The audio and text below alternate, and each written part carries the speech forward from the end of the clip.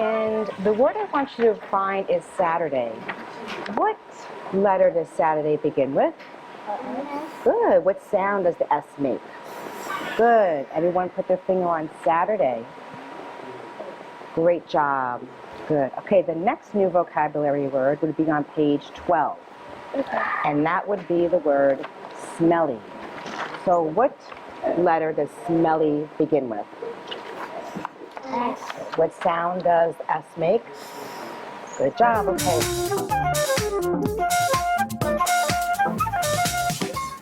I'm Linda Hirsch, and this is EdCast, a program created and produced by educators for everyone interested in education. The recent results from the National Assessment of Education Progress show a decline in reading proficiency in 4th and 8th graders. Why is learning how to read so difficult for some children? Approaches toward teaching reading change over the decades and maybe centuries. Many educators refer to reading wars to describe the opposing viewpoints on effective teaching strategies. Recently, some reading researchers have declared that there are some scientifically based principles of reading instruction, and if these were followed, we develop better readers. Since reading is such an important foundational skill, today EdCast speaks with a reading expert to discuss the state of the art of teaching reading. Join us for this important conversation, now on EdCast.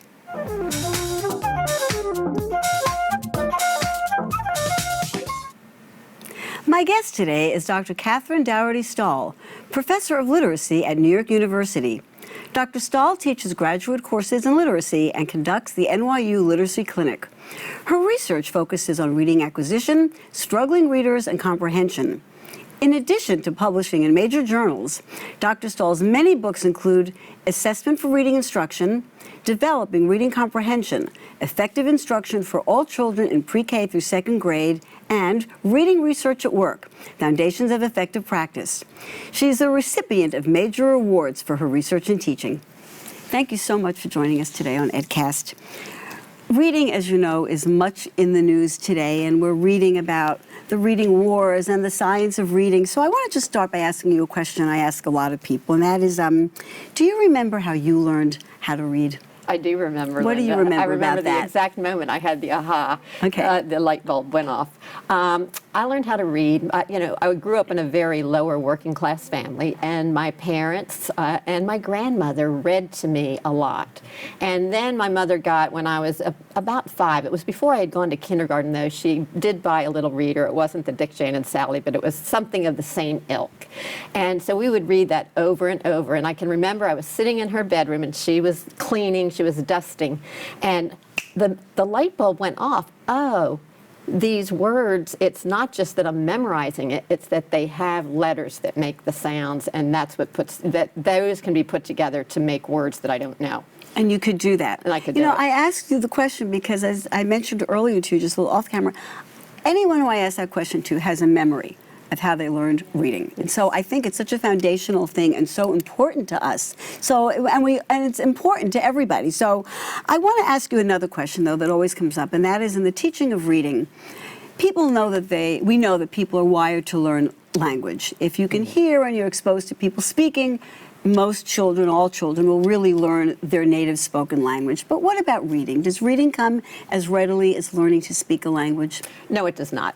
You really do need to be taught. You do need to learn the code. You need to learn the association, because the letters that make up language are abstract. And so children do need to learn that code and learn that abstraction that is put together to make meaningful text. And I think the other thing, even going beyond that for older readers, there are some strategies, there are strategic processes related to reading comprehension that also need to be taught, that are not really essential when we're listening to language or speaking ourselves. Now, the United States got some disturbing news about performance on the NAEP results. That takes the pulse of the nation's readers. Yes. What did we find out on that? We did find out that those scores had gone down somewhat across the grade levels. In New York, in particular, New York was pretty consistent with the nation, and it had gone down, marginally. Now, I would say I went and investigated. I dug a little more deeply into those scores. Now, we did have a little jump up 2 years ago. So this is really more or less a leveling of the field. But I think what is more concerning than the dip in those proficient, the percent of children who are reading at what we call proficient levels, which is a pretty high bar.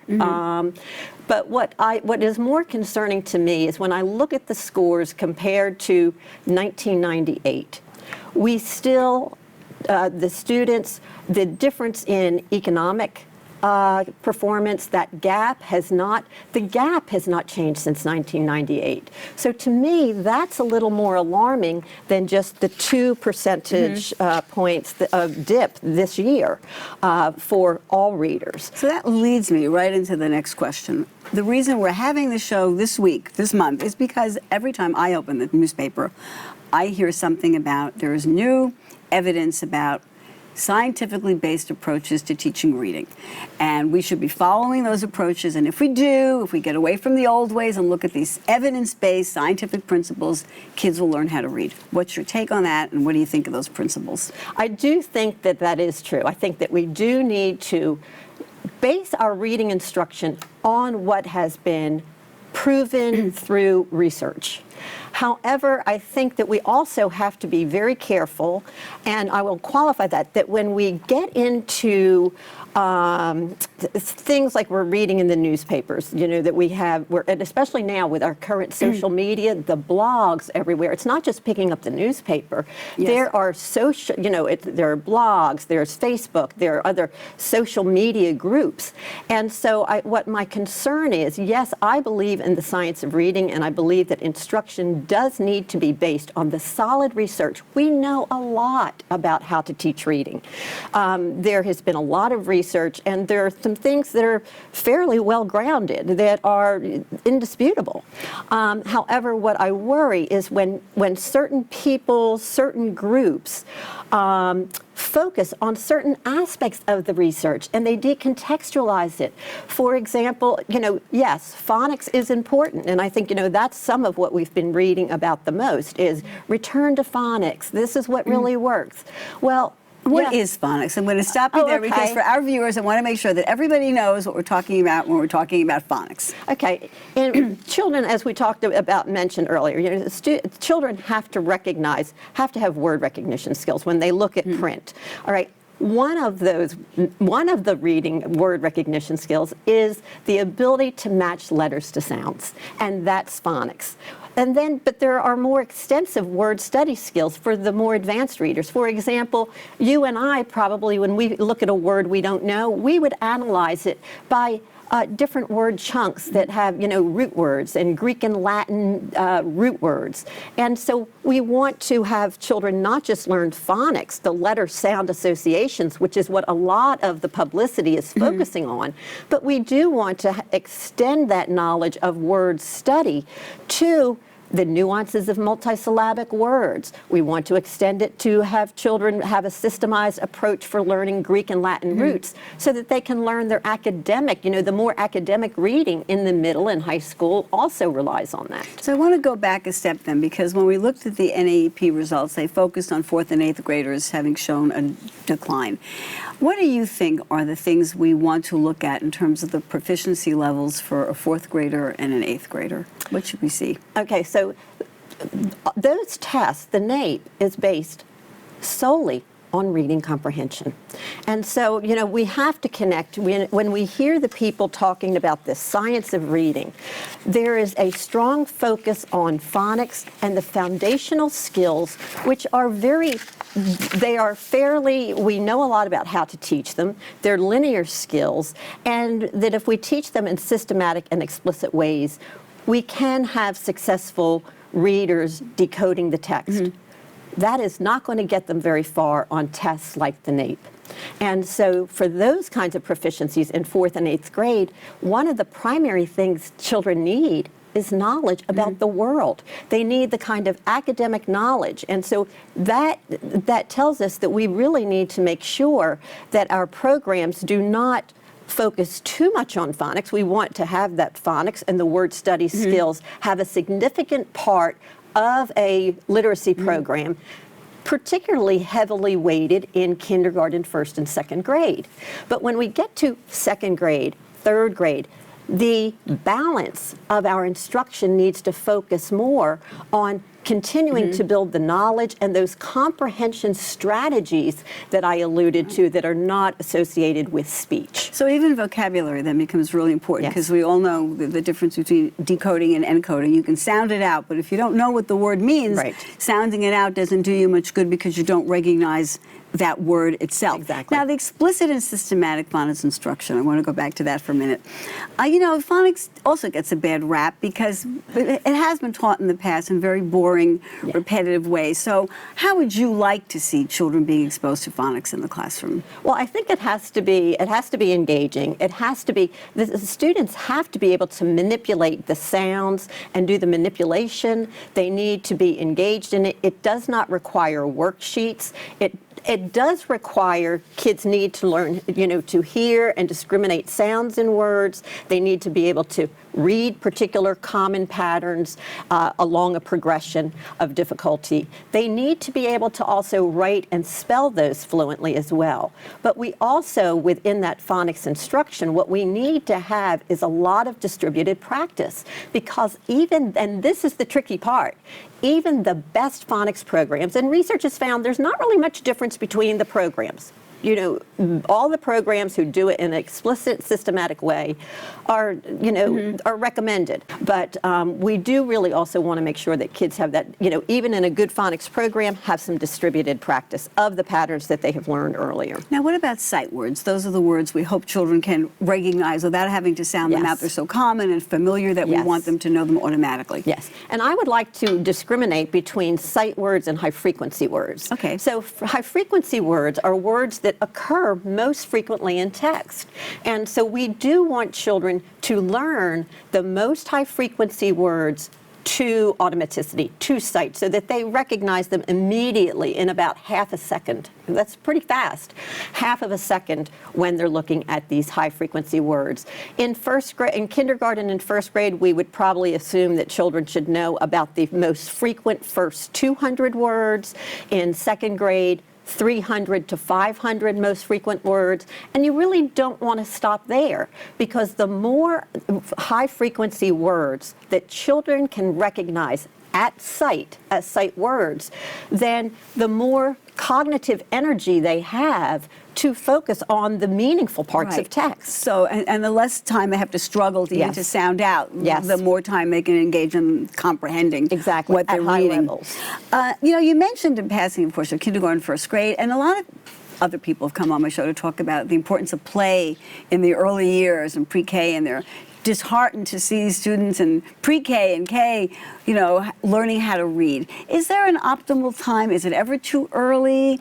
When can it be too late? What do you think? Well, I think it is developmental, but I think most children, you know, most children by age 5, by the time they're in kindergarten, in pre-K, most children are going to be engaging in some of the language activities that are prerequisites for being able to read. So, for example, like nursery rhymes. Let's talk about a parent walking into a pre-K classroom. Yes. What do you want to see in that pre-K? I would want to see nursery rhymes. I would want to see the children engaging in wordplay, rhyming, talking. I would also want to see a lot of read alouds, because that's where children can get the their knowledge of how stories work. You know, that stories have characters, they have a beginning, middle, and end, and then they would want to engage in that orally. So we want that oral language development. We want them engaging in thematic units in pre-K and in kindergarten, where they're learning things like all the kinds of transportation, or they're learning about plants in hands-on ways. And so those are all the building blocks to reading. And then in kindergarten, you know, most children, we would say that, you know, some research has said that about most children who come to kindergarten, and this was a study done statewide in Virginia, they come to kindergarten knowing about 18 letters and sounds. And so you know, it's really not too easy. Now, some children are ready to learn how to read at age 4, all right? Other children still need more of those prerequisite language experiences. They need more of the what we call the phonological awareness, which is just manipulating sounds without necessarily the letter names, but you're like in nursery rhymes where you're manipulating sounds. Thinking about your aha moment of just knowing that the squiggly lines represent meaning, represent words that can be accessed in some way. And I think I know from teacher ed programs, I'm talking to you about that also, that when you go into a classroom, you really have often a range of preparedness depending on the literacy-rich environment of the students who are sitting in front of you. Yes. Some kids are read to a lot, some kids are not. So I suppose that was the push for kindergarten. So when we talk about scientifically based principles, and you want to, what do you think are the essential things that we know for a fact, whatever we can know for a fact, that we know are true about best ways of teaching children how to read? Okay, and I'm going to go more broadly, you know, than what we're reading in the newspaper. So certainly we certainly know that the explicit systematic phonics is important. Okay, we also know that that language development is important, and so we should be seeing, regardless of how old the children are, even our high school students, there should be teacher read-alouds of where students can learn, stretch vocabulary, more sophisticated vocabulary, because that comes about in a read aloud. So we want to see that we know that read alouds are important for developing knowledge, for developing sophisticated vocabulary. We also want to have comprehension strategies taught. In kindergarten and first grade, those kind of strategies show up in the form of questioning that we do with children when we're doing read alouds with them. Right. And we might say, you know, well, who were the characters in the story? Or we might say, you know, let's stop and take stock. What we're really asking kids to do is summarize. So we may not be teaching them a formal method of summarization at that point, but we are doing that in questioning. When we get to second grade, third grade through fourth and fifth grade, we want to teach. There are some common comprehension strategies, cognitive strategies, that we do know students need to be taught explicitly. This is the science of reading. They need to be taught explicitly prediction, how to make a mental image of what the words are saying on the page, how to make a summary, what are the different kinds of text structures, because they provide the guidelines for us for, you know, how to understand that text, how the text is organized. Inference generation. Those are just a few of the about 8 comprehension strategies that need to be taught. And let me just say there's one more. And the other thing is that we do know also, and there have just been, we just finished about 5 or 6 years of a heavily funded IES study called Reading for Understanding. And what those studies all found was the importance of, even in the elementary grades, not just having a stage where now we're reading to learn, but that knowledge building is so important, and that at every grade level, a very key part of our literacy instruction should be for authentic knowledge building in the disciplines. Now, I'm going to go to something because we hear the phrase balanced literacy a lot, and many schools have been using a balanced literacy approach, which lately has come under fire. How is balanced literacy not in line or in line with what you're discussing now? Well, see, and one of the things I had on my personal notes that I was hoping that we would talk about today is that term balanced literacy. Yes, I want to, because it encompasses so much. So is it a good term or overused term, I or think those programs legitimate? I think it's overused because whatever anybody says is balanced literacy it needs to be defined. Because, for example, we have, you know, one of our local program developers, Lucy Calkins, she calls her program balanced literacy. But in many eyes, that would not be considered all the components of balance, because I think I know her program is very popular, very popular, came under fire. Is it missing the phonics approach, or? Well, I mean, I don't really want to get into it. I don't want to get into a discussion of any particular program. So what do you want to see? But I think that what we want to see in balanced literacy is those components I just mentioned, you know, at different levels in different grade levels. You know, you have to be informed by students' development. And so you'll have all of those features happening in every grade level to different degrees and enacted in different ways. But the other thing that has to be a part of a balanced literacy program is, how is your time allocated in terms of teacher read-alouds, shared That means we're doing this together with teachers and children modeling for each other in a communal experience. So that shared reading has to be a portion of this balance. Right. We also need to have time when children are meeting with a teacher in a small group, that more knowledgeable other, to move them forward to an area in which they are embarking on new learning, something they didn't know, and time for independent reading. And so we need to have all of those factors as a part of a balance, as well as some others. So what do you say then to parents, because you're showing that this is a very nuanced, in-depth approach to looking at how children learn how to read. It's not just one simple factor. Yes. Today I look online and I read about parent groups in Wisconsin agitating for a phonics approach toward teaching reading. They want their state to mandate how reading is taught, and they are pushing, based on what they're hearing about scientific evidence, to emphasize phonics. So what's your response to parents as they now think about their children's reading programs? What should they be looking at? What do we want to see in the classroom? I think that you would want to visit a class. I think you want to visit the school where your children are going to be going. One of the things that's not part of that balance, and it's something that you haven't touched on, but one of the things, if I were going to a school, one of the other things I would want to know if a school has is, do you have, before I visit any of the classrooms, I wonder, do you have also reading intervention at your school? Does your school provide reading intervention by a reading specialist for students who may not be acquiring the skills at the typical pace of their class? Not just special education, but I'm talking about that tier 2, what we call a tier 2 intervention in between, and a little more support than what they're getting in the classroom. Because I think that's also an indicator about how school feels about reading and how invested they are in supporting kids and differentiating learning for their kids. So I think that's an important question to ask. A parent should ask that about their school. Secondly, a school, when you go into a school, you do want to make sure, I would want to visit a school and make sure that they are seeing some explicit instruction happening with a teacher explicitly explaining things, whether it is phonics or whether it's comprehension. I mean, even those comprehension, yes, the sounds and letter relationships, the patterns, the multisyllabic words in 3rd and 4th grade. What does word study look like in 3rd and 4th grade? Or has it been abandoned at the end of 2nd grade? I would want to ask that. Are the comprehension strategies, are they explicitly taught? Or, as our old friend Dolores Durkin would say, when she went into classrooms, all she saw was teachers asking kids questions about what they had read. And she said, and that still exists today, that's not teaching, that's testing.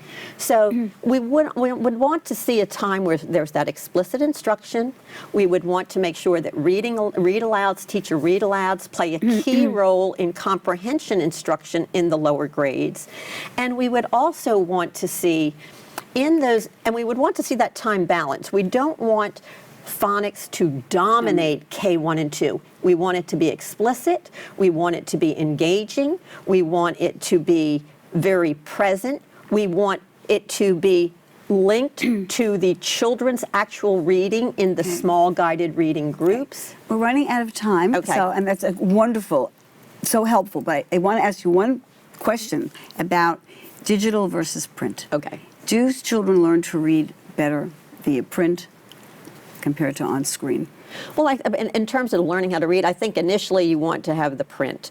All right. But then, as you know, we're living in a digital world, so we also want to make sure that there are digital opportunities for there our are studies students. that show that students comprehend better when they read on paper versus screen. I think the research, and there are several articles, I mean, even you and our viewing audience can look up some of the articles that Dan Willingham had in the New York Times, which talked about it depends on what your purpose is. You know, if you're sitting reading a novel, it doesn't really matter whether you're reading online or reading a digital copy or not. But if it's something that you're going to have to flip through pages and go back and forth, it depends on your purpose. It depends on your purpose. We're completely out of time. This has been so helpful and really shown us that there's a lot of depth and a lot of things to understand about how children learn how to read.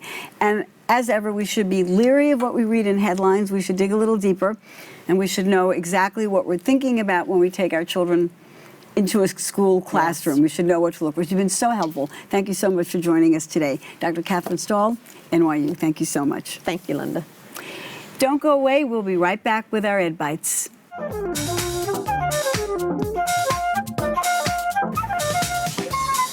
Welcome back to this edition of Ed Bites. Students usually complain about their teacher who's a tough grader, but a new study shows they benefit from teachers with high expectations. Education Dive reports on a Fordham Institute analysis of grading standards set by Algebra 1 teachers in North Carolina over a 10-year period.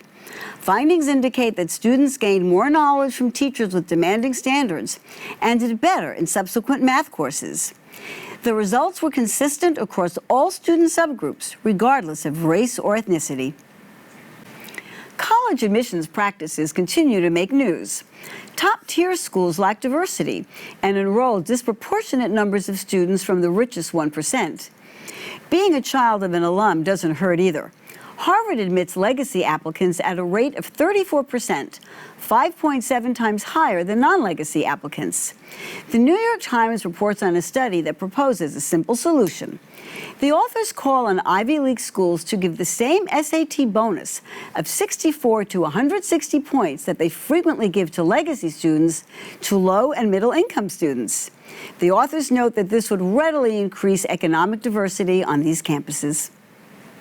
Why are girls less likely than boys to enter STEM fields or pursue degrees in math and science? New research indicates that it's not biological differences. Girls start out with the same math abilities as boys.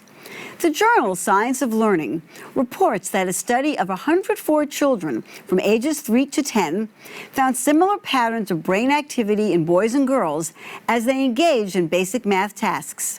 Other studies also show no evidence of gender differences in approaches to math. Reasons given for the lack of girls in science and math focus on societal messages, a variety of other professional opportunities for women in wealthy countries, and the fact that boys may be drawn to STEM because they have weaker reading, writing, and language skills than girls. Do you wait until the last minute to do something? We know that students can excel at putting off assignments. Edutopia reports that it's a common misperception that students procrastinate because they don't care about the assignment. Caring about an assignment can actually make procrastination worse. Research reveals that underlying reasons for procrastination are fear of failure, fear of criticism, or confusion about the first steps of an assignment. To encourage students to tackle the work sooner rather than later, teachers are advised to spread out deadlines, provide supportive feedback, teach time management skills, and provide clear instructions and examples. That's it for this edition of EdCast. Join us next time for important conversations about education. We'd like to hear from you. Please send your thoughts and comments to cunyedcast@gmail.com.